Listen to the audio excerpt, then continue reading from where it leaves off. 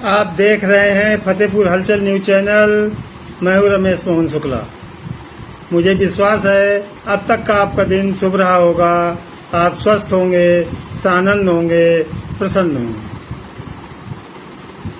साथियों, आज देश शिक्षक दिवस मना रहा है। शिक्षक दिवस हमारे पूर्व उपराष्ट्रपति और राष्ट्रपति सर्वपल्ली डॉक्टर राधाकृष्णन का जन्मदिन है। डॉक्टर राधाकृष्णन स्वयं एक अध्यापक भी थे और राजनीतिज्ञ भी। डॉक्टर राधाकृष्णन के बारे में जो लोग ज़्यादा नहीं जानते हैं उनको मैं बता दूं कि डॉक्टर राधाकृष्णन संस्कृत और फिलॉसफी के प्रकांड विद्वान थे। जिस समय वो उपराष्ट्रपति और राष्ट्रपति जैसे संवैधानिक पद पर भारत में कार्य कर रहे थे, उस समय भी वो अमेरिका की यूनिवर्सिटियों में कुछ घंटों के लिए फिलॉसफी पढ़ाने के लिए जाते थे और उनके आने जाने का खर्चा वो यूनिवर्सिटियां ही वहन करती थी। ऐसे थे हमारे डॉक्टर सर्वपल्ली राधाकृष्णन। एक संस्मरण मैंने कहीं पढ़ा था जो आज मुझे याद आ रहा है। आज़ादी के बाद जब हमारा संविधान लागू हो गया था, उसके 1950 के बाद 51 या 52 में जब पंडित नेहरू तत्कालीन सोवियत संघ और आज के रूस की यात्रा में गए हुए थे, उनके साथ में हमारे उपराष्ट्रपति सर्वपल्ली डॉक्टर राधाकृष्णन जी भी थे। पंडित नेहरू के समर्थन में, उनके स्वागत के लिए वहां की सरकार ने ताशकंद में एक सार्वजनिक सभा का आयोजन किया था। सभा में विशाल गैदरिंग हुई, बहुत सारे लोग इकट्ठा हुए। लेकिन जब रूसी राष्ट्रपति ने पंडित जवाहरलाल नेहरू को उद्बोधन के लिए आमंत्रित किया माइक पर, और जैसे ही वो बोलने के लिए खड़े हुए, उन्होंने माय फ्रेंड्स, माय सिस्टर्स ऐसे शब्दों का प्रयोग किया, तो वहाँ की जनता ने वोटिंग कर दिया। वहाँ की जनता एक ही नारा लगा रही थी कि या तो आप अपनी मातृभाषा में बोलिए या हमारी मातृभाषा में बोलिए। दुर्भाग्य ये था कि पंडित जवाहरलाल नेहरू को न तो रशियन भाषा अच्छी तरीके से आती थी और न वो हिंदी के ही प्रकांड विद्वान थे। ऐसी विषम स्थिति को देखकर उस समय के हमारे उपराष्ट्रपति डॉक्टर सर्वपल्ली राधाकृष्णन माइक पर आए और उन्होंने कहा कि चूंकि मैं भारत के उस छोर से हूँ जहाँ संस्कृत आज भी बोली और पढ़ी जाती है। जैसा कि हम सबको याद है, डॉक्टर सर्वपल्ली राधाकृष्णन दक्षिण भारत से आते थे। तो उन्होंने कहा कि मैं अपनी बात संस्कृत भाषा में आप लोगों के समक्ष रखूंगा। वहाँ की जनता तालियां बजाने लगी और शांत हो गई। डॉक्टर राधाकृष्णन ने संस्कृत में लगभग 1 घंटे 10 मिनट का अपना उद्बोधन दिया। यद्यपि वहाँ बैठी जनता संस्कृत भाषा से अनभिज्ञ थी, लेकिन फिर भी बड़े धैर्य से उन्होंने डॉक्टर सर्वपल्ली राधाकृष्णन के भाषण को सुना और बीच बीच में तालियां भी बजाई। ये था डॉक्टर सर्वपल्ली राधाकृष्णन का हमारी मातृभाषा संस्कृत के प्रति अगाढ़ प्रेम और अद्भुत उनकी क्षमता। आज दुर्भाग्य है कि उस परंपरा का निर्वाह न तो हमारे राजनीतिक कर पा रहे हैं और न आम जनता ही। हम देखते हैं कि जब भी कोई विदेशी राजनयिक हमारे देश में आता है, हमारे प्रधानमंत्री या राष्ट्रपति से मिलता है, तो वो अपनी मातृभाषा में ही बात करता है। और इसके लिए वो अपने साथ एक दुभाषिया भी लाता है।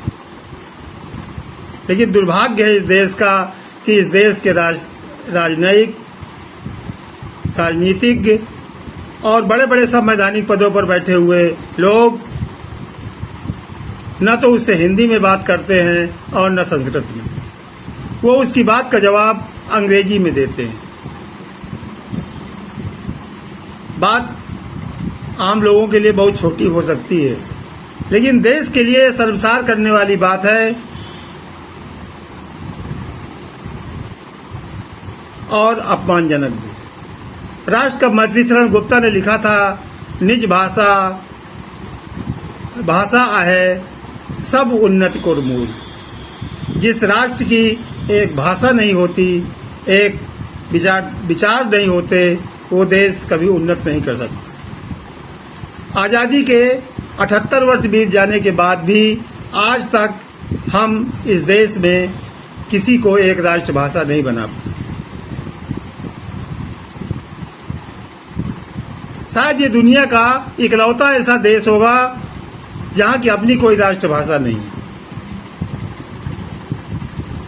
हम बहुत गुलामी की निशानी स्वदेशी की बात करते हैं, लेकिन जो गुलामी की सबसे बड़ी निशानी थी अंग्रेजी, उसको आज भी हम अपने जीवन पे धारण किए हुए। अंतर्राष्ट्रीय स्तर पे कुछ देशों में अंग्रेजी वहाँ की राष्ट्रभाषा है, खासकर वो देश जो कभी अंग्रेजों के गुलाम रहे और अंग्रेजों ने वहाँ पर शासन किया। ज्यादातर वो राष्ट्र आज भी राष्ट्रमंडल के सदस्य हैं। दुर्भाग्य से 78 सालों के बाद भी हमारा देश राष्ट्रमंडल का ही सदस्य है। 130वां संविधान संशोधन विधेयक अभी पिछले सत्र में ही संसद में पेश किया गया। मतलब 78 सालों में 1950 में लागू हुए संविधान में 130 बार संशोधन किए जा चुके। लेकिन क्या इनमें कोई एक संशोधन ऐसा नहीं था जिसके माध्यम से भारत को राष्ट्रमंडल देशों का सदस्य से हटा लिया जाता? क्या ऐसा कोई एक संशोधन ऐसा नहीं आ सकता था जिसमें इस देश की एक राष्ट्रभाषा निर्धारित कर दी जाती? बड़ा दुर्भाग्यपूर्ण है। और उससे भी ज़्यादा दुर्भाग्यपूर्ण है कि आज इस बात पर न तो कोई चर्चा या परिचर्चा इस देश का कोई बुद्धिजीवी वर्ग करता है, न कोई संगठन करता है, और नेताओं की तो बात ही छोड़ दी। राजनीति के हमाम में सब एक जैसे रंगे होते हैं, और इस समय भारत की वर्तमान राजनीति में ये बड़ी आसानी से देखा जा सकता है। वो एक दल जो अपने को अन्य दलों से भिन्न मानता था और राष्ट्रवाद जिसके एक एक शब्दों में दिखलाई पड़ता था। सौभाग्य से लगभग 20.5 वर्षों तक इस देश में उसका शासन रहा और अभी भी चल रहा है। लेकिन उस दल ने भी कभी इस देश को राष्ट्रभाषा देने का प्रयास नहीं किया। आखिर क्यों? किसी भी देश की कोई राष्ट्रभाषा अपनी अन्य क्षेत्रीय भाषाओं का न तो नुकसान करती है और न उनको अपमानित करने का प्रयास करती है। हमारे तमाम बुद्धिजीवी जानते हैं कि आज भारत की जितनी भी क्षेत्रीय भाषाएं हैं वो उनका जन्म संस्कृत से ही हुआ, चाहे वो बंगाली हो, तमिल हो, तेलुगु हो, कन्नड़ हो, उड़िया हो, कोई भी भाषा हो, उसका जन्म संस्कृत से हुआ। और आज इस देश में संस्कृत इतनी उपेक्षित है कि जिसकी कोई सीमा नहीं। जो थोड़े बहुत संस्कृत के महाविद्यालय भी हैं, संस्कृत के कॉलेजेस भी हैं, वो भी इतने उपेक्षित हैं कि वहाँ लोग केवल डिग्री लेने के लिए अपना एडमिशन करवाते हैं और एन केन प्रकारेण डिग्री प्राप्त करके चुपचाप बैठ जाते हैं। न तो उनको भाषा का ज्ञान हो पाता है और न उसके व्याकरण का। क्या आज शिक्षक दिवस के अवसर पर हम भारतवासी ये संकल्प लेंगे कि हम अपनी देश को एक समृद्ध राष्ट्रभाषा देंगे? गतम न सोचेत, ये सोचकर कि जो हुआ सो हुआ, अब आगे से ऐसा न होने देंगे। आइए हम सब संकल्प लें कि इस देश की एक राष्ट्रभाषा निर्धारित की जाए। आप देख रहे हैं फतेहपुर हलचल न्यूज चैनल। मैं हूं रमेश मोहन शुक्ला। धन्यवाद।